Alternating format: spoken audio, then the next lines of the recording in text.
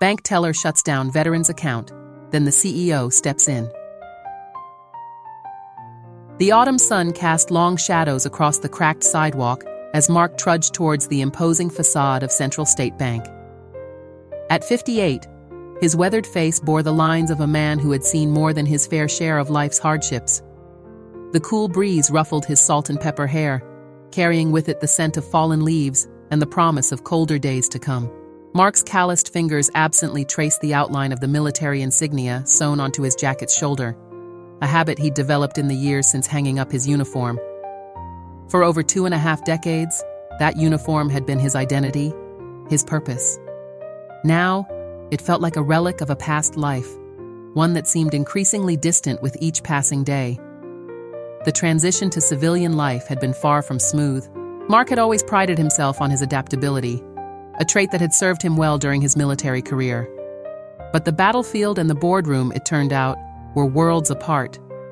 Job interviews became exercises in frustration as potential employers struggled to see how his skills could translate to their corporate environments. More than once, he'd caught the flicker of doubt in their eyes, the unspoken question of whether a man his age could truly start anew. His modest pension, once a source of security, now felt like a tether barely keeping him afloat in a sea of mounting expenses. The unexpected medical bills had been the first wave to hit, a stark reminder that the toll of his service extended beyond the visible scars. Then came the final sputter and groan of his trusty old car, a vehicle that had seen him through countless road trips and late-night drives. Its breakdown felt symbolic, a mechanical echo of his own struggles to keep moving forward. As Mark approached the bank's entrance, he paused, taking a deep breath to steel himself. In his pocket, he could feel the weight of the overdue bills, each one a testament to the precarious nature of his current situation. The rent was due, and his landlord's patience was wearing thin. The medical bills, with their intimidating rows of figures, seemed to mock his attempts at financial stability. Pushing through the revolving door, Mark stepped into the bustling world of Central State Bank. The interior was a stark contrast to the autumn chill outside. All gleaming surfaces and muted beige tones, designed to convey a sense of stability and prosperity. The irony wasn't lost on Mark as he took in the scene before him. Tellers tapped away at their computers with practiced efficiency, while customers waited in neat lines, their faces a mixture of boredom and impatience. The air was filled with the soft murmur of voices and the occasional electronic chime of a transaction being processed. It was a world that once felt familiar to Mark, but now seemed oddly foreign. As he joined the queue, Mark couldn't help but notice the stark difference between himself and the other patrons. Business suits and designer handbags surrounded him, while he stood in his well-worn jacket and scuffed boots. He felt out of place, like a relic from another era accidentally transported into this sleek, modern setting. The line inched forward, and with each step, Mark rehearsed what he would say in his mind. He just needed to withdraw enough to cover his immediate expenses. It was a simple task, one he'd done countless times before. Yet, as he neared the counter, a knot of anxiety began to form in the pit of his stomach. Mark's eyes darted to the digital clock on the wall. Time seemed to be moving at an agonizingly slow pace. Each tick of the second hand felt like a reminder of how much had changed, of how far he'd drifted from the life he once knew. He thought back to his days in the service, where every second could mean the difference between life and death. Now, here he was, counting the moments until he could access his own money. As the person in front of him finished their transaction and moved away, Mark stepped forward. The teller's window loomed before him, a portal to what he hoped would be a quick and painless interaction. He took a deep breath, squaring his shoulders as if preparing for a mission briefing. "Next, please," called a voice from behind the counter. Mark moved forward, his weathered boots squeaking slightly on the polished floor. As he approached the counter, he caught his reflection in the glass partition, a ghost of his former self, worn down by circumstances beyond his control.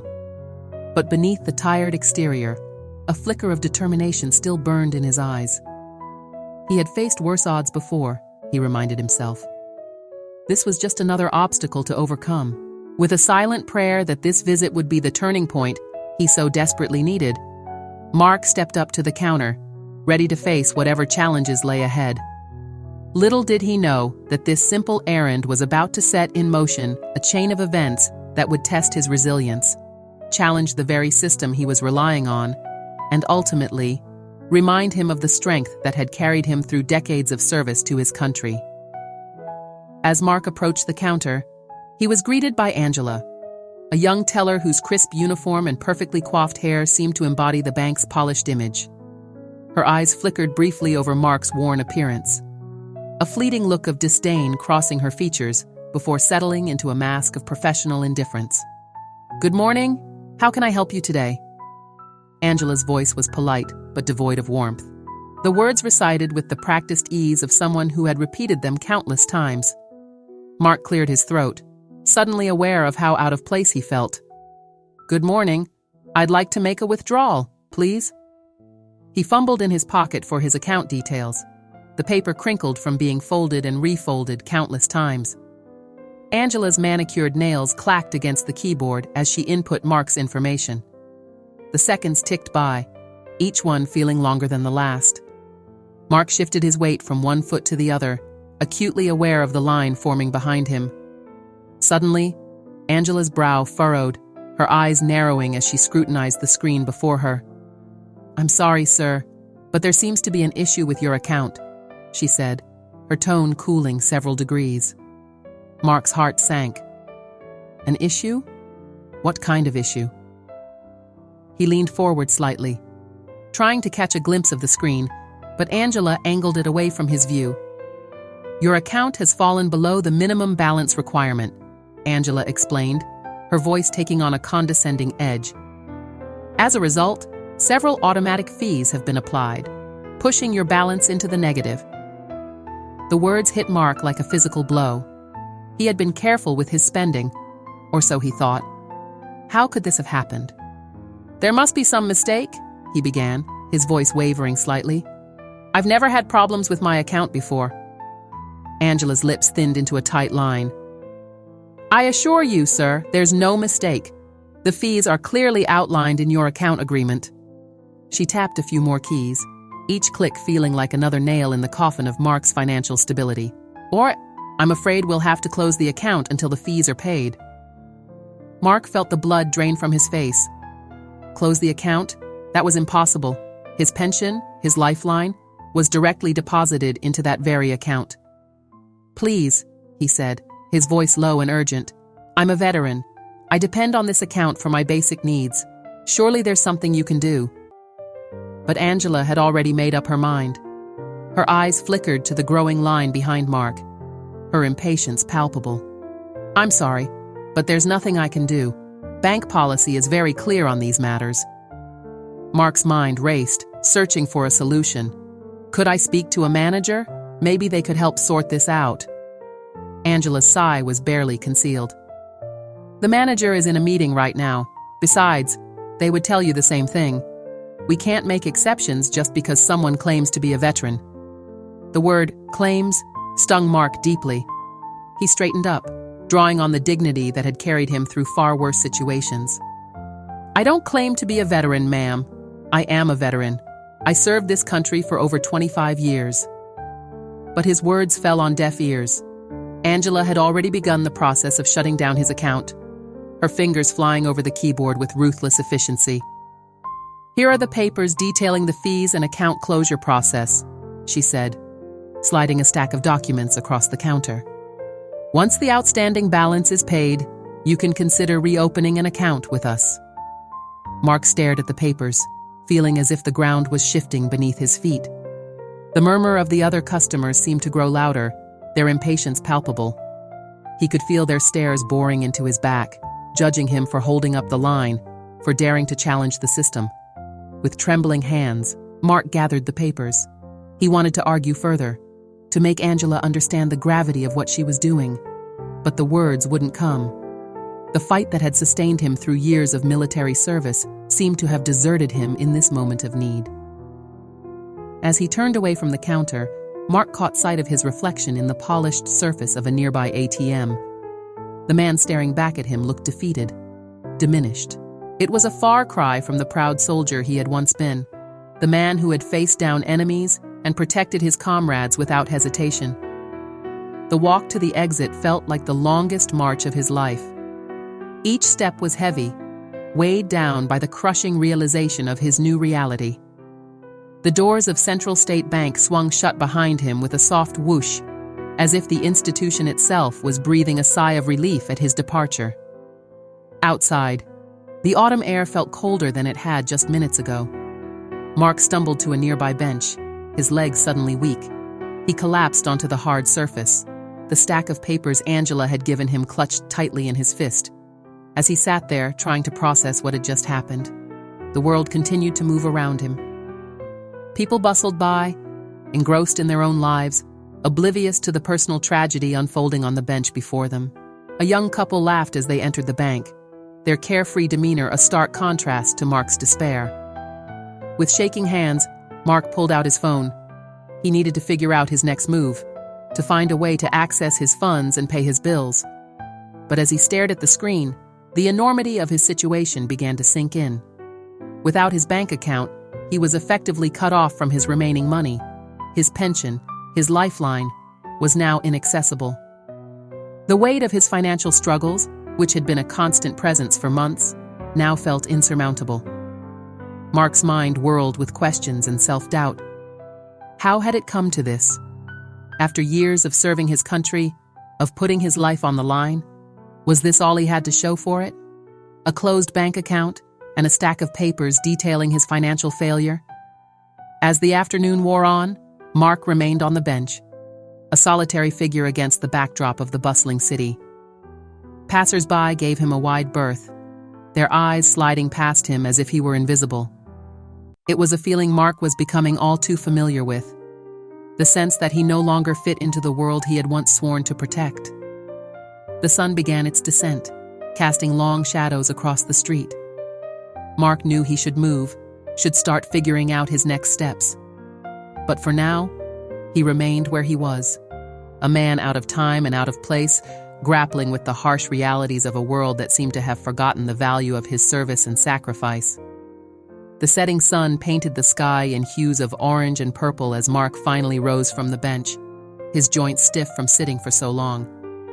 The papers Angela had given him were crumpled in his hand, a physical reminder of the humiliation he had endured. As he began the long walk home, each step felt heavier than the last, as if the weight of his defeat was a tangible burden he carried on his shoulders. The streets of the city, once familiar and even comforting, now seemed alien and hostile. Mark passed by restaurants filled with laughing patrons, shops with window displays showcasing the latest gadgets, and sleek office buildings where people in suits hurried home after a day's work. It all served as a stark reminder of the life that was now beyond his reach. As he walked, Mark's mind replayed the scene at the bank over and over again. Angela's dismissive tone, the impatient stares of the other customers, the feeling of utter powerlessness. It all blended into a swirling vortex of shame and anger. He had faced enemies in battle, stared down the barrel of a gun, and yet nothing had prepared him for the gut-wrenching feeling of being treated as if he were invisible, worthless. The military insignia on his jacket, once a source of pride, now felt like a cruel joke. What good were his years of service, the sacrifices he had made, if this was how he was treated in the country he had sworn to protect? The medals tucked away in a box at home, the commendations gathering dust on a shelf, they all seemed meaningless in the face of his current reality. As Mark turned onto his street, he caught sight of his reflection in a store window. The man staring back at him was a far cry from the proud soldier he had once been. His shoulders were slumped, his gait unsteady. The lines on his face seemed deeper than ever, etched by worry and despair. Reaching his apartment building, Mark paused at the bottom of the steps. The thought of climbing them, of returning to his small, sparsely furnished apartment, filled him with dread. It was a space that had once represented independence, a place of his own after years of barracks and temporary housing. Now, it felt more like a cell, a place where he was trapped by his circumstances. With a heavy sigh, Mark began the ascent. Each step was a battle against gravity and his own weariness. As he reached his floor, he could hear the muffled sounds of life from behind the other doors, televisions blaring, children laughing, the clatter of dishes. Normal sounds, everyday sounds, that only served to highlight his own isolation. Inside his apartment, Mark was greeted by silence. He moved through the darkened rooms, not bothering to turn on the lights. In the kitchen, bills were piled high on the counter, their due dates looming like silent threats. The refrigerator hummed softly, its near-empty interior a testament to his dwindling resources. Mark sank into his worn armchair, the only piece of furniture he had allowed himself when he first moved in. He had told himself then that he didn't need much, that he was used to living simply. Now, the Spartan nature of his surroundings felt less like a choice and more like a prison. As the last rays of sunlight faded from the sky, Mark sat in the growing darkness, his mind a whirlwind of thoughts and emotions. He thought of his comrades, the men and women he had served with. Where were they now? Were they facing the same struggles? The same feelings of alienation and despair? Or had they managed to find their place in this civilian world that seemed so indifferent to their sacrifices? The sound of his neighbor's door slamming jolted Mark from his reverie. He glanced at the clock, surprised to see that hours had passed since he had returned home. With a groan, he pulled himself to his feet. He needed to eat something, to try and formulate a plan for the days ahead. In the kitchen, Mark rummaged through the cupboards, eventually settling on a can of soup. As he waited for it to heat on the stove, he forced himself to look at the papers from the bank. The figures swam before his eyes, a jumble of numbers and legal jargon that seemed designed to confuse and intimidate. How had it come to this? Mark wondered, not for the first time. He had always prided himself on his financial responsibility. During his years of service, he had lived frugally, saving what he could, and planning for a future he had always assumed would be secure. But the transition to civilian life had brought challenges he hadn't anticipated. The job market was unforgiving to someone his age, with skills that didn't neatly translate to civilian careers. The medical bills had been the first major blow, draining his savings faster than he could replenish them. As he stirred the soup, the aroma filling the small kitchen, Mark's thoughts drifted to his family. His parents were long gone, and he had never married, his dedication to his military career leaving little room for lasting relationships. There were cousins scattered across the country, but they had drifted apart over the years. The realization of how truly alone he was hit him with renewed force. The soup bubbled, and Mark mechanically poured it into a chipped bowl. He carried it to the small table by the window, settling into a chair that creaked under his weight. Outside, the city lights twinkled, a constellation of lives being lived, stories unfolding in countless apartments and houses.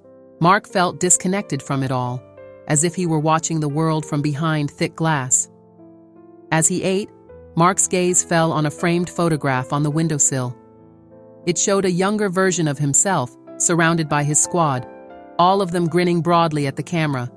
They looked invincible, brothers in arms ready to take on the world. The contrast between that image and his current reality was stark. Mark set down his spoon, his appetite suddenly gone. He reached for the photo, running his fingers over the familiar faces. Where were they now? Were they thriving in their post-military lives? Or were they struggling like him? The thought that some of his former comrades might be facing similar hardships filled him with a mixture of guilt and longing. Guilt that he hadn't stayed in touch, longing for the camaraderie that had once been such a vital part of his life. With a heavy sigh, Mark returned the photo to its place. He needed to focus on the present, on finding a way out of this mess. But the task seemed insurmountable. Without access to his bank account, how would he pay his rent? Buy food? Cover the medical expenses that seemed to pile up with each passing month? The thought of asking for help crossed his mind, but pride and shame held him back.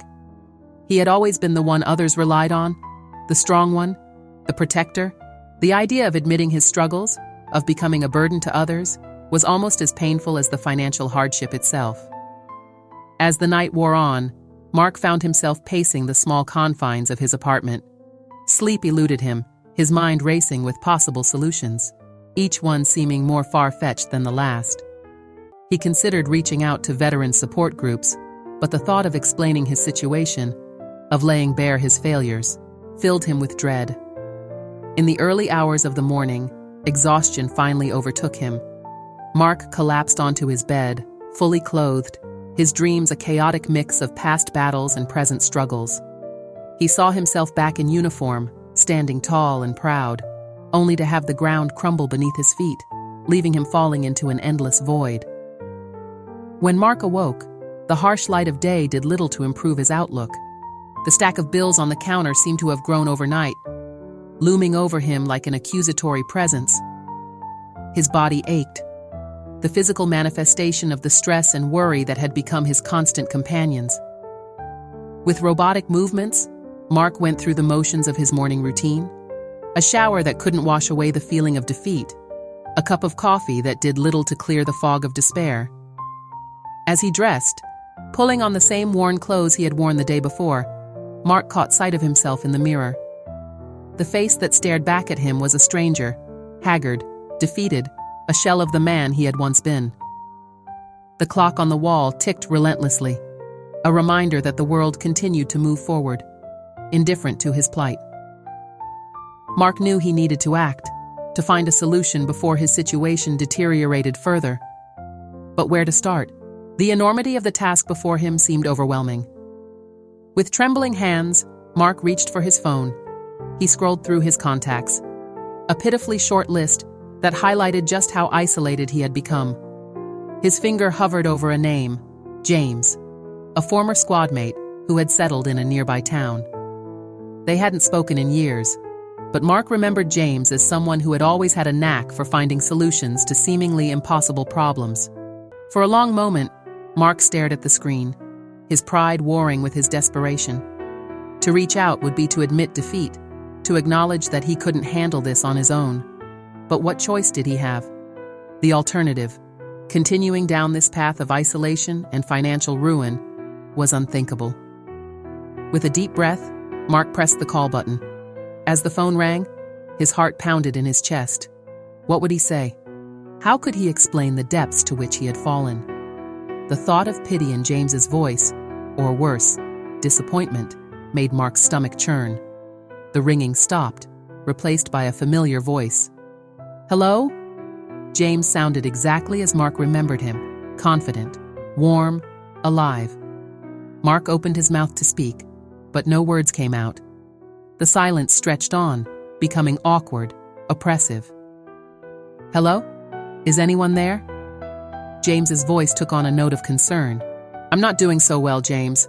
I hate to bother you, but I need help.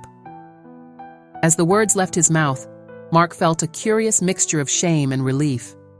Shame at having to admit his weakness, relief at finally sharing the burden he had been carrying alone for so long. As he began to explain his situation to James, his voice growing stronger with each word, Mark felt a tiny spark of hope ignite in his chest. It was a small flame, fragile and flickering, but it was there. A reminder that even in his darkest hour, he was not truly alone. The road ahead would be hard, the challenges numerous, but as Mark spoke to his old friend, he felt something he hadn't experienced in a long time. The sense that maybe, just maybe, there was a way forward. It wasn't much, but for now, it was enough to keep the encroaching darkness at bay, to give him the strength to face another day. While Mark grappled with his personal crisis, the wheels of corporate bureaucracy were slowly beginning to turn.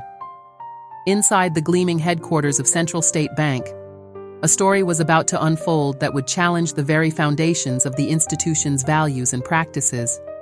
Sarah Chen, a mid-level manager at the bank, had been present during Mark's humiliating encounter with Angela.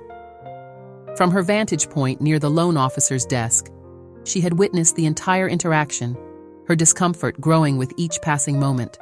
The dismissive tone in Angela's voice, the visible distress on Mark's face, and the palpable tension in the air had left Sarah with a knot in her stomach that refused to dissipate.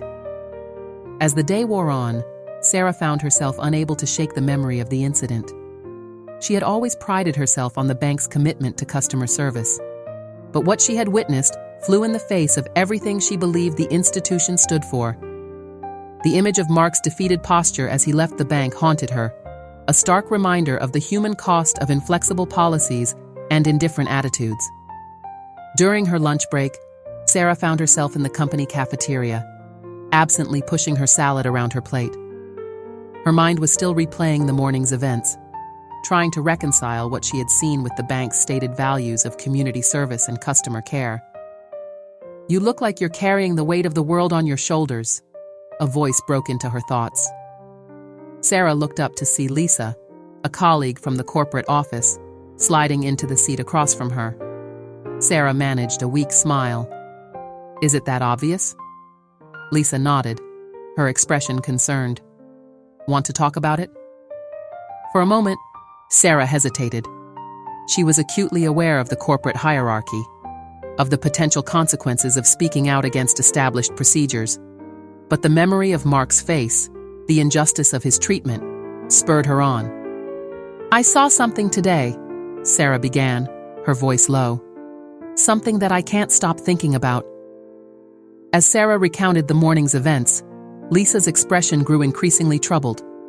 By the time Sarah finished her story, Lisa's lunch lay forgotten, her full attention focused on her colleague's words. That's not right," Lisa said, shaking her head. "We're supposed to be better than that, especially when it comes to veterans." Sarah nodded, relieved to find a sympathetic ear. "I know, I wanted to say something, to intervene, but it all happened so fast. And now I don't know what to do." Lisa was quiet for a moment, her brow furrowed in thought. Then, with a determined set to her jaw, she spoke. "I think I know someone who needs to hear about this." The rest of the day passed in a blur for Sarah. She went through the motions of her work, her mind preoccupied with the morning's events and her conversation with Lisa. As she was preparing to leave for the day, her phone buzzed with a message from Lisa. "It's been passed along. Hold tight." What Sarah didn't know was that Lisa's someone was none other than her uncle, a senior vice president at the bank.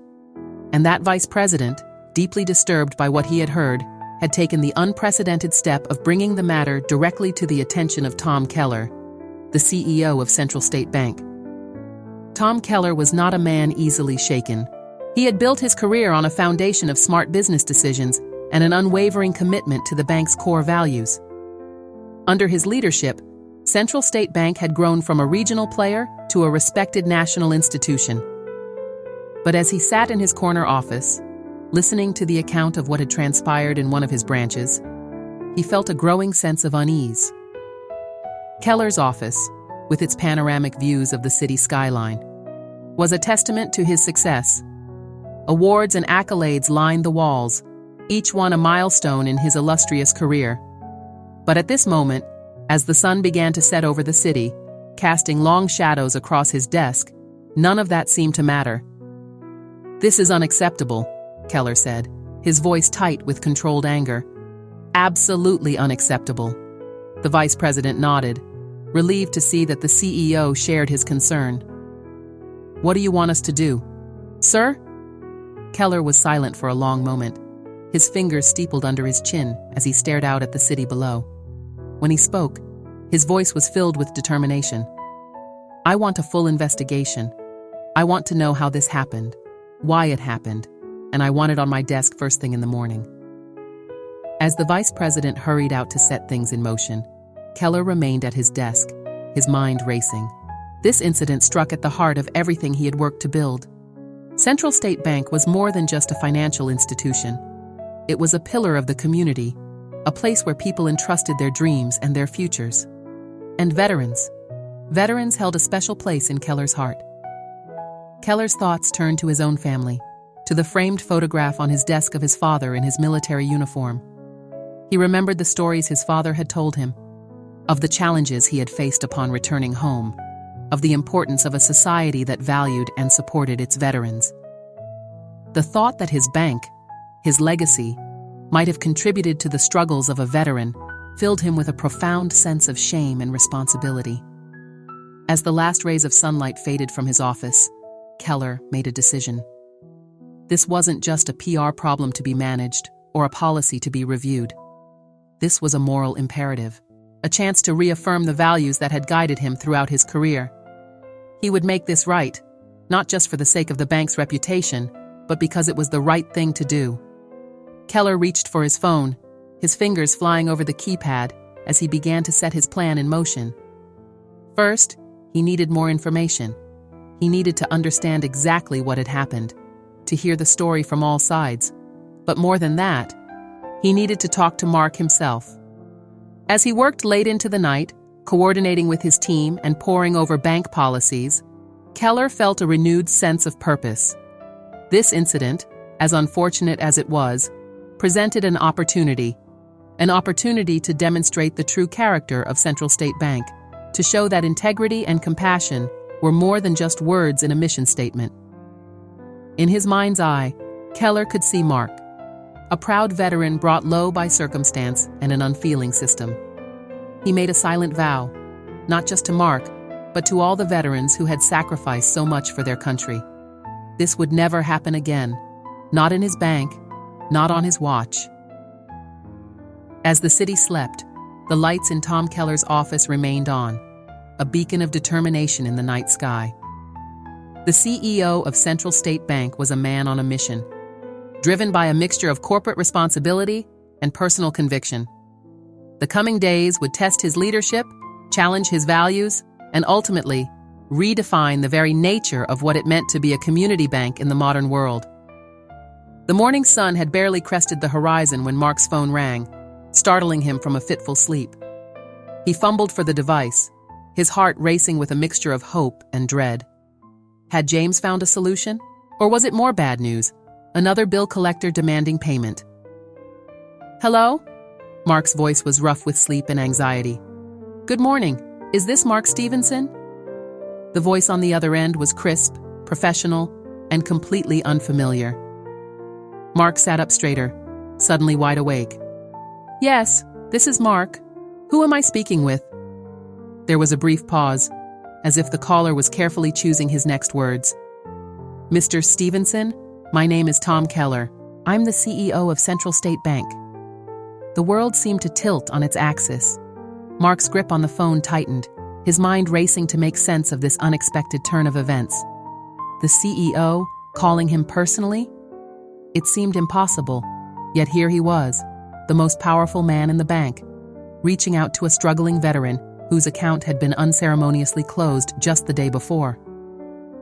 I see," Mark managed, his voice betraying his confusion. "Oh, what can I do for you, Mr. Keller?" Keller's tone softened, a note of genuine concern creeping into his voice. "Actually, Mr. Stevenson, it's about what I can do for you. I've recently been made aware of the situation that occurred at one of our branches yesterday. I wanted to personally apologize for the way you were treated. It was unacceptable, and it goes against everything our bank stands for." Mark listened in stunned silence as Keller continued, explaining that he had spent the night reviewing the incident and the bank's policies. The CEO's words were a balm to the raw wound of yesterday's humiliation, each sentence chipping away at the wall of despair that had been building around Mark's heart. "Your account will be fully reinstated immediately," Keller assured him. "All fees will be waived, and we'll be taking steps to ensure nothing like this ever happens again. But Mr. Stevenson, I don't want to just fix this on paper. I'd like to meet with you personally, to discuss how we can make this right, and to ensure that we're truly serving the needs of veterans like yourself." Mark's mind whirled, trying to process this sudden reversal of fortune. Just yesterday, he had felt invisible, a nuisance to be brushed aside. Now, the CEO of the bank was personally reaching out, offering not just to fix the immediate problem, but to address the larger issues at play. I don't know what to say, Mr. Keller," Mark finally managed, his voice thick with emotion. "Thank you. I never expected—" "You never should have had to expect it, Mr. Stevenson," Keller interrupted gently. "What happened to you was a failure on our part, and I'm committed to making it right. Would you be willing to meet with me at our headquarters? I'd like to discuss this further in person." Mark glanced around his sparse apartment, at the stack of bills on the counter, at the worn furniture that had seemed to mock his predicament. The contrast between his current circumstances and the gleaming corporate headquarters he imagined was stark. Yet, something in Keller's tone, a sincerity that couldn't be faked, gave Mark hope. "Yes," he heard himself say. "Yes, I'd be willing to meet." They arranged a time for later that week, and as Mark hung up the phone, he felt as if he were waking from a long, dark dream. The weight that had been pressing down on him for months seemed to lift, if only slightly. It wasn't just the promise of his reinstated account or the waived fees.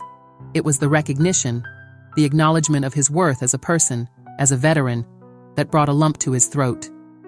The days leading up to the meeting passed in a blur for Mark. His account was indeed reinstated, the promised changes implemented with surprising speed. He found himself able to pay his most pressing bills, the relief of that simple act almost overwhelming. Yet, as the day of the meeting approached, a new anxiety began to build. What would he say to the CEO?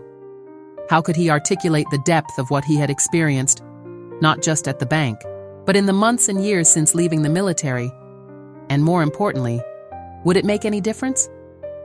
The morning of the meeting dawned clear and crisp. Mark stood before his mirror, adjusting the tie he had dug out from the back of his closet. The suit, a relic from job interviews long past, hung a little loose on his frame, a silent testament to the stress of recent months. But as he straightened his shoulders, Mark saw a glimmer of his old self in the reflection, the soldier, the man of purpose and dignity. The taxi ride to the bank's headquarters was a journey through a world Mark had begun to feel excluded from. Gleaming skyscrapers reached towards the sky. People in smart business attire hurried along the sidewalks, the very picture of corporate success. As the car pulled up to the imposing edifice of Central State Bank's main office, Mark felt a moment of trepidation. But the memory of Keller's sincere words steeled his resolve. The lobby was a marvel of marble and glass, the bank's logo displayed prominently above the reception desk. Mark approached, feeling out of place amidst the sleek modernity. "Mark Stevenson, here to see Mr. Keller," he said, his voice steadier than he felt.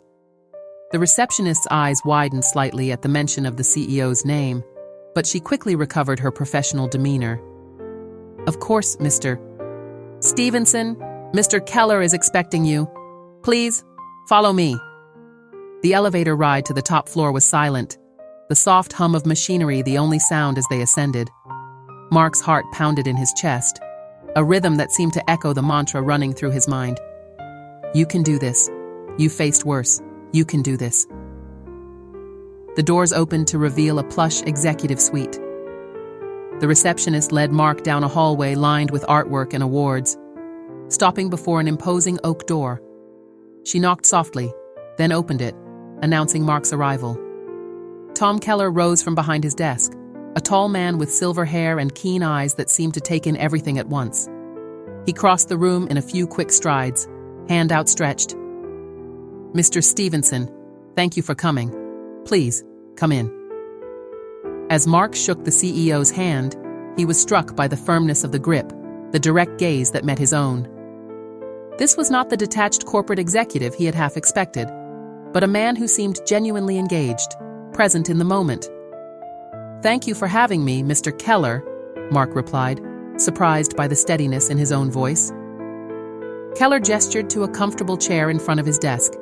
"Please, sit. Can I get you anything? Coffee? Water?" Mark declined politely, settling into the chair.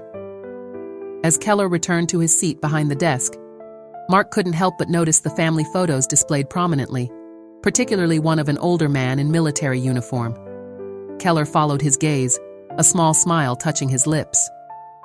"My father," he explained. "He served in Vietnam, taught me a lot about the importance of service, of taking care of those who've sacrificed for our country." The words hung in the air between them, a bridge of understanding. Mark felt some of his tension ease, realizing that perhaps, in this opulent office so far removed from his own reality, he had found an unexpected ally. "Mr. Stevenson," Keller began, leaning forward slightly, "I want to start by apologizing again for what happened at our branch. It was unacceptable, and it's forced us to take a hard look at our policies and practices. Mark nodded, appreciating the directness. I understand, Mr. Keller, and I'm grateful for your intervention. But it shouldn't have happened in the first place, Keller finished for him. You're absolutely right, and that's why I wanted to meet with you. I don't just want to fix this one incident. I want to understand how we can do better, how we can truly serve veterans like yourself.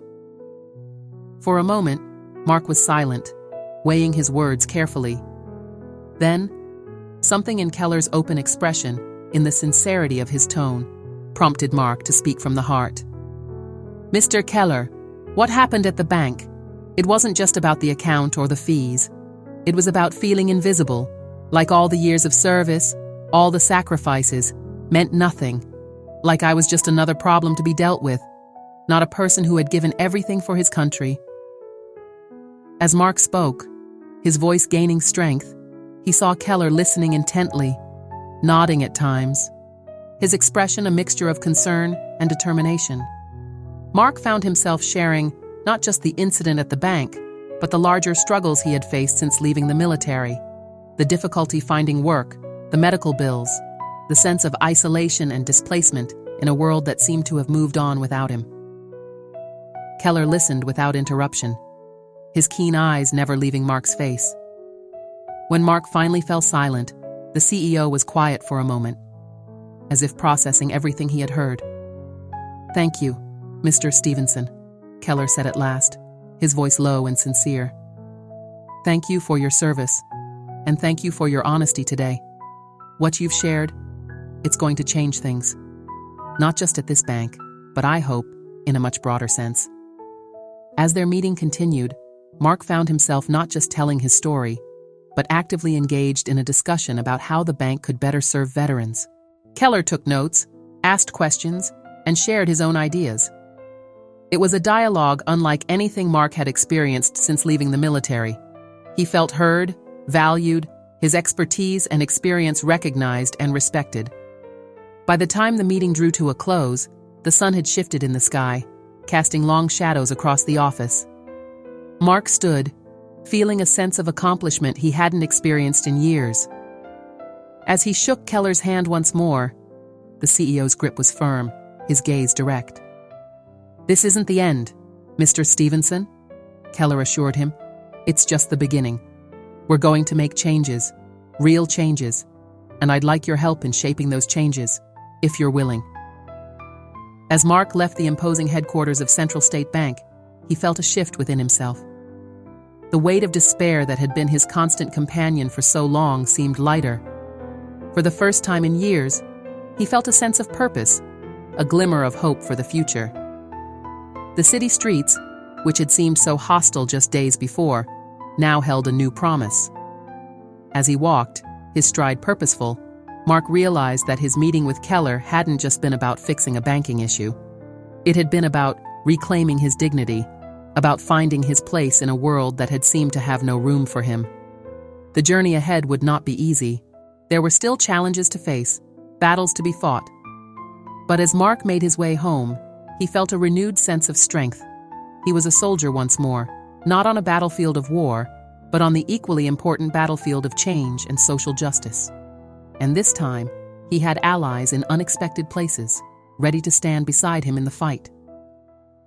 The day of the meeting at Central State Bank's headquarters dawned bright and clear, a stark contrast to the turbulent emotions swirling within Mark as he made his way through the bustling city streets. The imposing glass and steel structure loomed before him, a monument to corporate power that seemed worlds away from his modest apartment and the struggles of everyday veterans. As Mark stepped into the polished marble lobby, he was immediately struck by the contrast between this world of corporate opulence and his own recent experiences. The receptionist, professional and courteous, quickly ushered him towards the executive elevators. As he ascended to the top floor, Mark couldn't help but feel a mix of anticipation and trepidation. What would come of this meeting? Would it truly lead to change? Or was it merely a corporate exercise in damage control? The elevator doors opened to reveal a sleek corridor lined with artwork that probably cost more than Mark's yearly pension. At the end of the hall stood Tom Keller, the CEO himself, ready to greet Mark personally. This simple gesture, the head of a major corporation taking the time to meet him at the elevator, spoke volumes about Keller's approach to this situation. "Mr. Stevenson, welcome," Keller said, extending his hand. His grip was firm, his gaze direct and sincere. "I appreciate you taking the time to meet with us today.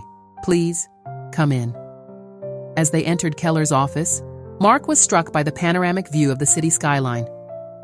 The office itself was a study in understated elegance, with dark wood furnishings and shelves lined with books and awards. But what caught Mark's attention was a framed photograph on Keller's desk, a man in military uniform, bearing a striking resemblance to the CEO. Noticing Mark's gaze, Keller smiled softly. "That's my father," he explained, picking up the frame. "He served 2 tours in Vietnam. Taught me everything I know about honor, duty, and the importance of taking care of those who've sacrificed for our country." This personal connection seemed to shift the atmosphere in the room. Mark felt some of his tension ease, realizing that perhaps he and Keller shared more common ground than he had initially thought. As they settled into their seats, Keller didn't immediately launch into business talk. Instead, he asked Mark about his service, showing a genuine interest in his experiences and the challenges he had faced since returning to civilian life. It was a conversation unlike any Mark had had with a civilian in years, let alone a high-powered executive. "Mr. Stevenson," Keller began, his tone serious but compassionate, "I want you to know that what happened at our branch was unacceptable. It goes against everything we stand for as an institution and everything I believe in personally. But I don't just want to apologize. I want to understand how we can do better." Over the next 2 hours, Mark found himself engaged in a deep, meaningful dialogue about the challenges facing veterans in the financial sector. He shared his experiences, not just with the bank, but with the broader struggles of reintegrating into civilian life. Keller listened intently, asking thoughtful questions and taking copious notes. As their discussion progressed, it became clear that Keller was not just paying lip service to the idea of change. He shared his vision for a comprehensive overhaul of the bank's policies regarding veteran customers, including specialized training for staff, dedicated veteran liaisons in each branch, and a review of fee structures and account requirements to better accommodate the unique situations many veterans face. "But Mr. Stevenson," Keller said, leaning forward in his chair, "I don't want to just implement these changes based on my understanding. I want to get it right. That's why I'm hoping you'll consider taking an active role in shaping these policies." Mark was taken aback. "Me? But I'm not a banker. I don't know anything about corporate policy." Keller smiled. "You know something far more valuable, the lived experience of a veteran navigating our financial system. Your insights, your experiences, they're invaluable to us if we truly want to serve the veteran community better." As the meeting drew to a close, Mark felt a sense of purpose he hadn't experienced in years. Keller outlined a plan for Mark to work with a team at the bank, providing input and guidance on their new veteran-focused initiatives. It wasn't just about fixing one incident. It was about creating lasting, meaningful change. Before Mark left, Keller had one more surprise. "Mr. Stevenson, we've taken the liberty of reviewing your account situation. In addition to waiving all fees, we'd like to offer you a position as a consultant on our Veteran Affairs Committee. It comes with a stipend that should help alleviate some of your current financial stress." Mark was overwhelmed. In the span of a few hours, he had gone from feeling powerless and invisible to being valued for his experiences and insights. As he shook Keller's hand one final time, he felt a weight lifting from his shoulders. Leaving the bank's headquarters, Mark stepped out into the afternoon sun with a new perspective. The city streets, which had seemed so cold and indifferent just days ago, now held promise.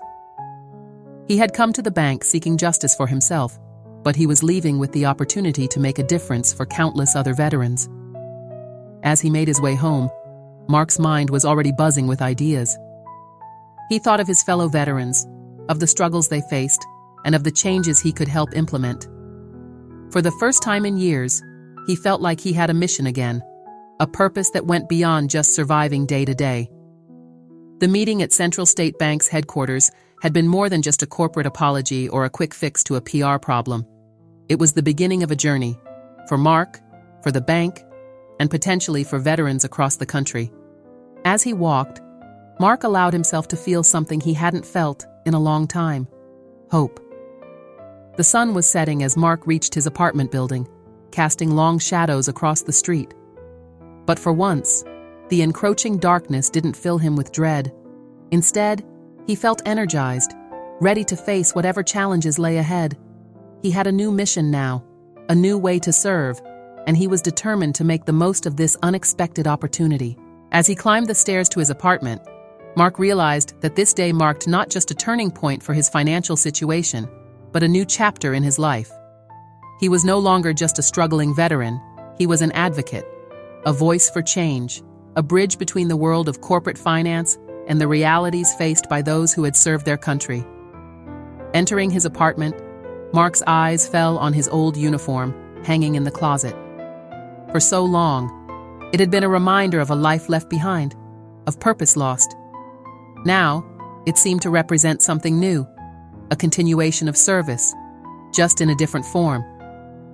With renewed energy, Mark sat down at his small desk and began to jot down ideas, determined to make the most of this opportunity to create real, lasting change. The meeting at the bank's headquarters had been more than just a resolution to his personal struggles. It was the spark that reignited the fire of purpose in Mark's life, setting him on a new path of advocacy and change. As night fell over the city, Mark worked on, filled with a sense of mission he hadn't felt since his days in uniform. The future, for the first time in years, looked bright with possibility. In the weeks and months that followed Mark's pivotal meeting with CEO Tom Keller, a wave of change swept through Central State Bank. The ripples of that single encounter extended far beyond the resolution of Mark's personal financial troubles, touching the lives of countless veterans and reshaping the bank's approach to community service. True to his word, Keller wasted no time in implementing the changes they had discussed. Mark found himself at the heart of a newly formed Veteran Affairs Committee, his insights and experiences shaping policies that would affect thousands. The transformation was not just on paper, it was a fundamental shift in the bank's culture. One of the first initiatives to take root was a comprehensive training program for all bank employees. Mark played a key role in developing the curriculum, sharing his story and those of other veterans to help staff understand the unique challenges faced by former service members. The once dismissive teller, Angela, was among the first to undergo this training. The experience proved to be eye-opening for her, fostering a new level of empathy and understanding. As word of Central State Bank's veteran-friendly policies spread, there was a noticeable shift in public perception. Veterans who had long felt alienated by financial institutions began to see the bank as an ally. Local veteran organizations reached out, eager to partner with an institution that genuinely understood and valued their members. Mark's role evolved from consultant to full-time advocate. His days were filled with meetings, presentations, and one-on-one sessions with veterans seeking financial guidance. The stipend Keller had initially offered turned into a salaried position, providing Mark with the financial stability he had long sought. But it wasn't just Mark's life that changed. The impact on the wider veteran community was profound. The bank introduced specialized loan programs designed to help veterans start businesses or buy homes. They established a scholarship fund for the children of disabled veterans. Each initiative bore the hallmark of Mark's influence, addressing needs he had identified through his own experiences and those of his fellow veterans. 6 months after that first meeting, Central State Bank hosted a gala event to launch their new Veteran Support Initiative. The grand ballroom was filled with a mix of corporate executives, community leaders, and veterans of all ages. As Mark stood at the podium, preparing to address the gathered crowd, he caught sight of a familiar face in the audience, James, the old squad mate he had reached out to in his darkest hour.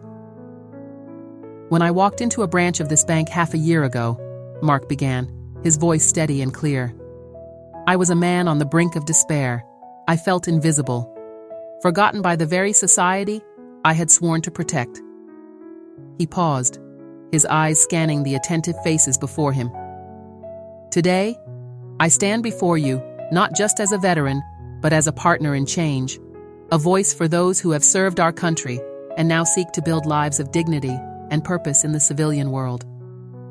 As Mark spoke, detailing the changes implemented and the lives touched, there was a palpable sense of pride and accomplishment in the room. He saw tears in the eyes of fellow veterans, nods of approval from community leaders, and a look of deep satisfaction on Tom Keller's face.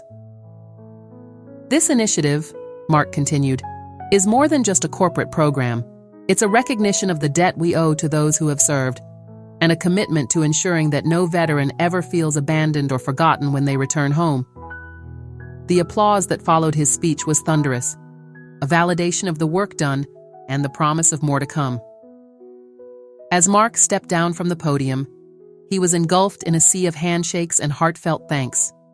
Veterans he had never met approached him, sharing their own stories and expressing gratitude for the changes that had already impacted their lives. In the midst of the celebration, Mark found a quiet moment with Keller. The CEO's eyes were bright with emotion as he clasped Mark's hand.